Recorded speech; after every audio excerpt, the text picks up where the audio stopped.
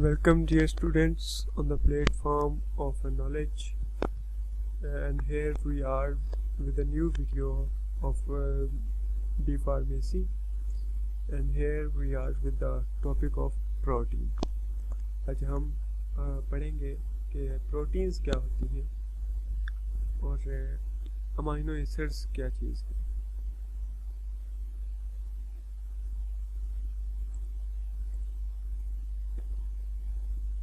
Extremely सबसे पहले देखते हैं कि प्रोटीन्स है क्या। Extremely complicated nitrogenous compounds made up of variable number of amino acids. अब प्रोटीन्स ऐसे, जिस तरह आपने देखा होगा, जिस तरह हम अपने मकान बनाते हैं, घर बनाते हैं, तो उसमें बेसिक या वेरिएबल स्ट्रक्चर कौन सा होता है? वो ईंटें होती हैं, ब्रिक्स होती हैं। उनमें क्या होती हैं? ब्रिक्स। तो वो ब्रिक्स, प्रोटीन में वो ब्रिक्स अमाइनो एसिड्स हैं। और फिर जब बहुत सारे अमाइनो एसिड्स आपस में मुंसलिक होते हैं, आपस में जुड़ते हैं, तो वो जो मकान बनाते हैं उस मकान को हम प्रोटीन कहते हैं। या जो दीवार बनाते हैं या जो मकान बनाते हैं उसे हम क्या कहते हैं? Protein. Amino acids are joined through a covalent bond called peptide bond और पेप्टाइड लिंकेज।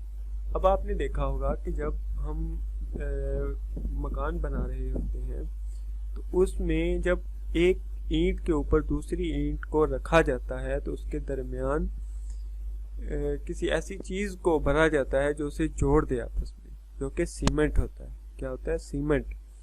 अब इस केस में, अमाइनो एसिड के केस में, दो अमाइनो एसिड, जिस तरह दो ईंटें आपस में इस सीमेंट की मदद से जुड़ती हैं, ऐसे ही प्रोटीन में दो अमाइनो एसिड्स आपस में पेप्टाइड बॉन्ड की मदद से जुड़ते हैं। दो अमाइनो एसिड्स आपस में पेप्टाइड बॉन्ड की मदद से जुड़ते हैं। अब इसे पेप्टाइड बॉन्ड भी कहते हैं, पेप्टाइड लिंकेज भी कहते हैं। Bond between hydroxyl group of one molecule and amino group of other is called peptide bond.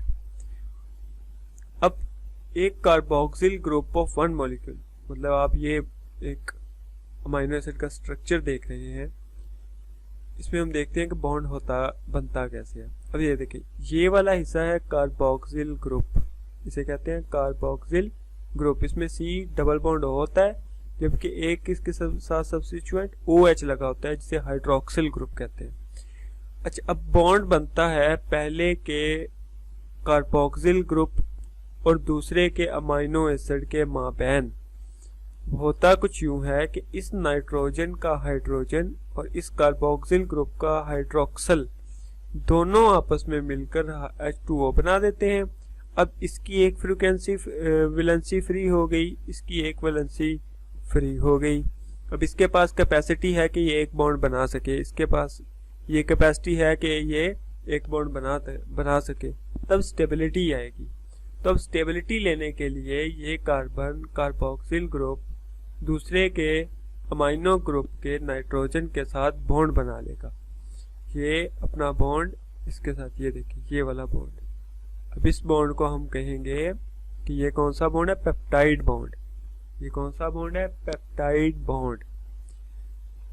Proteins are polymer of amino acid. जैसे मैंने पहले ही बताया कि अमाइनो एसिड जो है वो ईंटें हैं, और बहुत सारी ईंटें जब आपस में मिलती हैं तो जो स्ट्रक्चर सामने आता है, या रिजल्टेंट स्ट्रक्चर जो होता है, उसे कहते हैं कि वो प्रोटीन है। जैसे ईंटों को जोड़े तो मकान, दीवार बनती है, इसी तरह अमाइनो एसिड को जोड़ने से जो स्ट्रक्चर बनता है उसे प्रोटीन कहते हैं। अब पॉलीमर का मतलब होता है, पॉली मतलब होता है बहुत सारे, में, पॉली मैनी, में बहुत सारे, और मर का मतलब होता है यूनिट। तो पॉलीमर का मतलब होता है यूनिट्स, काफी सारे, बहुत सारे यूनिट्स का आपस में जुड़े होना। पॉलीमर में भी नेचुरल और आर्टिफिशियल। अब ये पॉलीमर नेचुरल भी हो सकता है और आर्टिफिशियल भी हो सकता है, मतलब खुद साख्ता। Function of protein amino acid. अब थोड़ा बात करते हैं कि इनके काम क्या है। सबसे पहले, building block of body because it involves in maintenance, development and repair of body. सबसे पहले तो बॉडी हमारा जो जिस्म होता है, जिसमें हमारी स्किन है, हमारे ऑर्गन्स हैं, ये सारे के सारे प्रोटीन से बने हुए हैं। इसके अलावा हमारे बाल हैं, हमारे नाखून हैं, ये सारे के सारे प्रोटीन से बने हुए हैं। दूसरा, मेजर सोर्स ऑफ एनर्जी। अब प्रोटीन जो है वो एनर्जी का सोर्स भी है। Involve in creation of some hormones. हमारे जिस्म में दो तरह के कंट्रोलिंग सिस्टम्स होते हैं, एक होता है नर्वस कंट्रोल और दूसरा होता है हार्मोनल कंट्रोल। नर्वस कंट्रोल जो है वो हम सेंट्रल नर्वस सिस्टम के ज़रिए जिस्म को कंट्रोल किया जाता है और उसके सिग्नल्स जो हैं वो नर्व्स के ज़रिए एक जगह से ब्रेन से, स्टिमुलेटर से ब्रेन तक और ब्रेन से फैक्टर तक पहुंचाए जाते हैं। इसी तरह दूसरा सिस्टम होता है जिसे हम कहते हैं हार्मोनल कंट्रोल। हार्मोनल कंट्रोल में ग्लैंड्स को सिग्नल दिए जाते हैं कि वो स्पेसिफिक हार्मोन्स क्रिएट करें, बनाएं, प्रोड्यूस करें और फिर वो हार्मोन्स फैक्टर तक पहुंचाए जाते हैं। जैसे ह्यूमन बॉडी ग्रोथ के लिए हार्मोन्स इस्तेमाल होते हैं। स्मेटोट्रोफिन हार्मोन की बात कर लें, ठीक है ना, ऑक्सीटोसिन हार्मोन की बात कर लें, वैसोप्रेसिन हार्मोन की बात कर लें, तो ये सारे के सारे पिट्यूटरी ग्लैंड के पोस्टीरियर और इंटीरियर लोब के हार्मोन्स होते हैं। और ये सारे के सारे जितने हार्मोन्स हैं ये सारे के सारे प्रोटीन्स होते हैं। As enzyme catalyse chemical reaction in body. इसके अलावा एंजाइम्स जो हैं वो एंजाइम सारे प्रोटीन होते हैं और एंजाइम का काम होता है केमिकल रिएक्शन को कैटलाइज करना, मतलब तेज करना। और इसमें सबसे अहम बात यह है कि एंजाइम्स खुद यूज नहीं होते, सिर्फ केमिकल रिएक्शन को तेज करते हैं। Involve in transportation of molecule. अब ये मॉलिक्यूल्स की ट्रांसपोर्टेशन में भी मदद देते हैं। जैसे हीमोग्लोबिन ट्रांसपोर्ट ऑक्सीजन। हमारे खून में जो हीमोग्लोबिन होती है, लफ्ज़ हीम जो है वह नॉन प्रोटीन पार्ट होता है और इसमें आयरन, इसका सेंट्रल एटम आयरन होती है।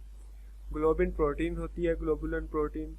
और ट्रांसपोर्ट ऑक्सीजन को, अब ये मॉलिक्यूल ऑक्सीजन को ट्रांसपोर्ट करता है और खुद क्या है, protein. Use to store certain molecules. और इसके अलावा मॉलिक्यूल्स को स्टोर करने के लिए prevent illness, infections and disease in the form of antibodies. जिस्म में जो एंटीबॉडीज बनती हैं वो सारी की सारी प्रोटीन्स होती हैं। फॉर्म हार्मोन्स के बारे में हमने पढ़ा था। सारे के सारे हार्मोन्स प्रोटीन है। Help in blood coagulation and transport of substances such as hormone, drugs, metals in the form of plasma.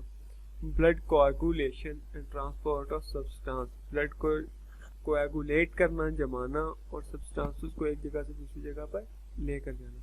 Help in transmission of radio information in the form of nucleoprotein. अब जब दूसरा जानदार develop कर रहा होता है या बनना होता है तो उस तक सिग्नल्स, उस तक पैगाम रसानी का काम भी प्रोटीन करता है। और प्रोटीन ही तो बनती है ना, प्रोटीन बनेगी तो नया जानदार बनेगा ना। जो कोडिंग आ रही है वो न्यूक्लियोप्रोटीन के जरिए जो है वो इंफॉर्मेशन को एक जगह से दूसरी जगह पहुँचाया जाता है। बताया जाता है कि नए जानदार के फलां बिल्डिंग ब्लॉक्स फलां जगह पर लगेंगे। स्ट्रक्चर ऑफ प्रोटीन नजर कैसे आती है? Each protein contain specific number of amino acids. हर प्रोटीन में एक स्पेसिफिक नंबर होते हैं अमाइनो एसिड के। Different proteins have different shapes related to their particular function. अब जो प्रोटीन किसी काम के लिए मुख्तस है वो उस काम के लिहाज से ही अपने स्ट्रक्चर को, शेप को मेंटेन करेगी। Combination of two amino acid is called peptide, dipeptide. दो अमाइनो एसिड का आपस में जुड़ना डाईपेप्टाइड कहलाता है।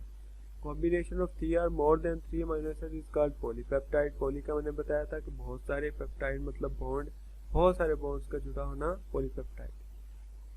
प्रोटीन के 4 मेन स्ट्रक्चर होते हैं।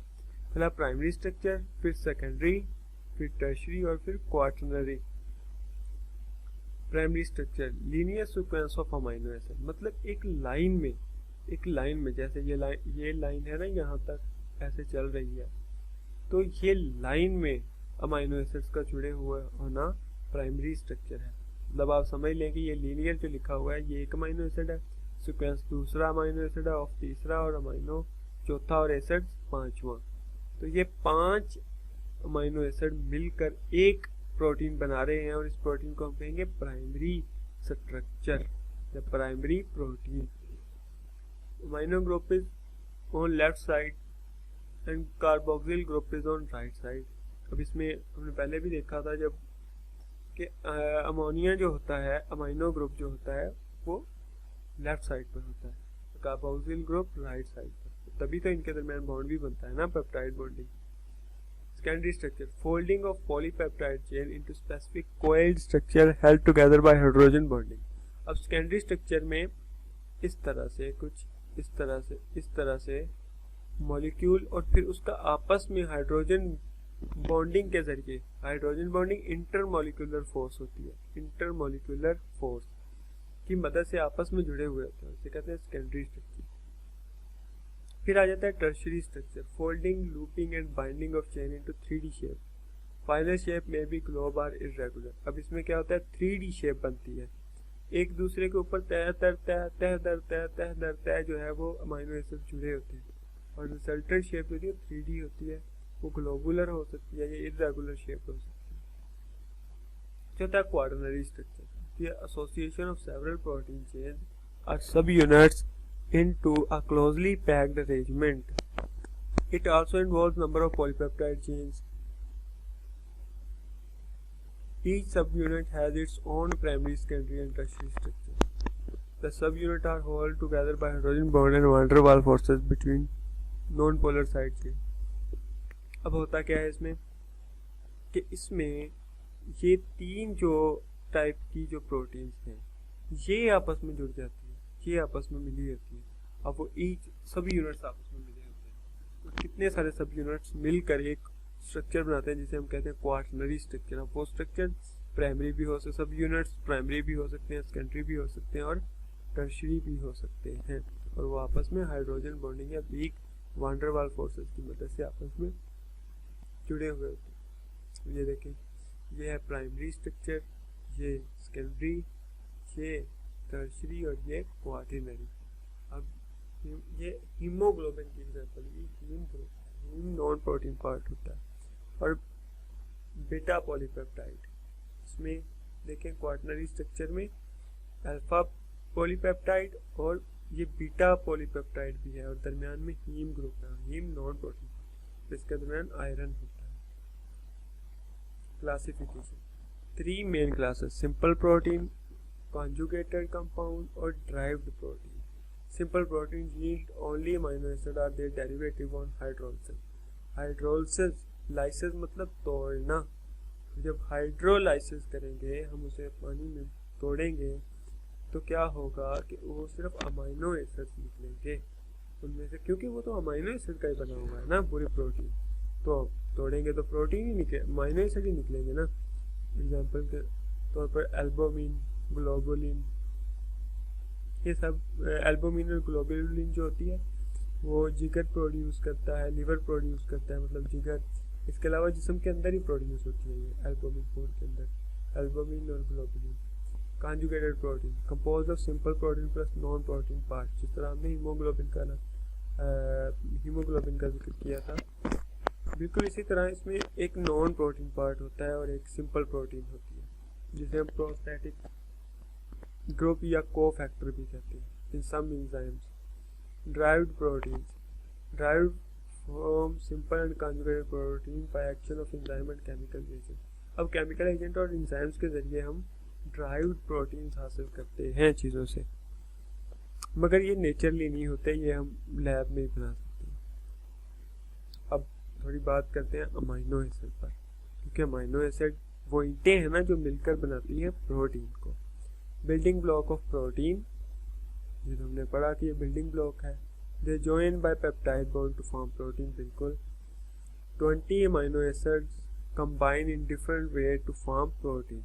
अब ये नई बात है, 20 तरह के अमाइनो एसिड्स मुख्तलिफ तरीकों से आपस में जुड़ते हैं तो प्रोटीन बनती है। Some perform non protein building roles, formation of neurotransmitter and hormones, और इनमें से कुछ जो है वो नॉन प्रोटीन बिल्डिंग रोल्स अदा करते हैं। न्यूरोट्रांसमीटर जब मैंने आपको बताया था कि नर्वस कंट्रोल जो होता है उसमें जो सिग्नल नर्व्स के ज़रिए जो सिग्नल जाते हैं वो न्यूरो ट्रांसमीटर्स होते हैं, उन सिग्नल्स को न्यूरो ट्रांसमीटर्स कहते हैं। और हार्मोन का आपको पता है, हार्मोन जो है वो प्रोटीनियस एजेंट है और जो है वो ग्लैंड्स के ज़रिए सिक्रीट किया जाता है। स्ट्रक्चर किस तरह का होता है? कंटेन सेंट्रल अल्फा कार्बन, इसके दौरान एक alpha carbon directly functional group के साथ डायरेक्टली जो अटैच हो कार्बन उसे अल्फा कार्बन कहा जाता है। ये वाली कार्बन अल्फा कार्बन है। फिर इसकी एक तरफ राइट साइड पर कार्बोक्सिल ग्रुप होता है, लेफ्ट साइड पर अमाइनो ग्रुप होता है और एक साइड पर साइड चेन। अब साइड चेन आर का मतलब है यहाँ पर कोई भी ऑर्गेनिक कंपाउंड आ सकता है, जैसे methyl, ethyl, butyl, pentyl, hexyl, heptyl, octyl, नॉन-आइलोकाइल, कोई भी ऑर्गेनिक कंपाउंड यहाँ लग सकता है। एक साइड पे एक हाइड्रोजन होती है, ठीक है। तो ये होता है amino acid. Standard amino acid क्या होते हैं? Out of 300 naturally occurring amino acids, only 20 are involved in formation of all protein in plant. Nature में 300 किस्म के अमाइनो एसिड्स प्रोड्यूस होते हैं, जिनमें से 20 ही ऐसे हैं जिनसे पूरी प्लांट और एनिमल बॉडी का प्रोटीन बनती है। Also primary standard or normal amino acids. Non standard amino acid don't take part in the formation of protein. अब नॉन स्टैंडर्ड अमाइनो एसिड ऐसे अमाइनो एसिड होते हैं जिनसे प्रोटीन नहीं बनती या प्रोटीन के बिल्डिंग ब्लॉक्स में यूज़ नहीं होते, लेकिन फिर भी play important role in body, फिर भी उनका अहम हिस्सा होता है, अहम किरदार होता है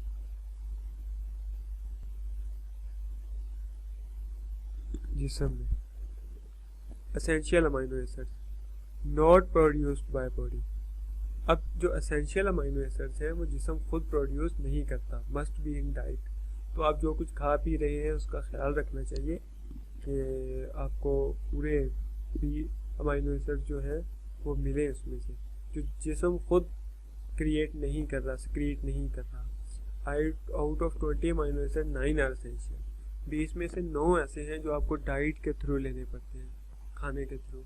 तो जिनमें histidine, isoleucine, leucine, lysine, methionine, phenylalanine, threonine, tryptophan and valine है। तो ख्याल रखना है आइंदा कि ब्रेकफास्ट के वक्त ब्रेकफास्ट लेना है, लंच के वक्त लंच और डिनर के वक्त डिनर, और ऐसी खुराक का खाएं जिससे ये 9 तरह के एसेंशियल अमाइनो एसिड मौजूद हो और उसकी कमी पूरी हो। नॉन एसेंशियल अमाइनो एसिड ऐसे होते हैं जो सिंथेसाइज्ड खुद ब खुद होते हैं जिसमें इन्हें लेना नहीं पड़ता एक्सटर्नल। जिसमें alanine, asparagine, aspartate, cysteine, glutamate, glutamine, glycine, proline, serine, tyrosine, arginine and histidine. आज का लेक्चर इख्तिताम को पहुंचा अपने। उम्मीद करता हूं कि आप सबको समझ आई होगी, और जो इसके रिलेटेड कोई भी क्वेरी हो तो बेधड़क कमेंट सेक्शन में आप पूछें, और ईमेल भी दिया गया, ईमेल करें, कमेंट में पूछें, और चैनल को लाइक सब्सक्राइब भी करें ताकि आपको जो भी नया लेक्चर अपलोड किया जाए आपको बर वक्त पहुँच जाए। Thank you so much.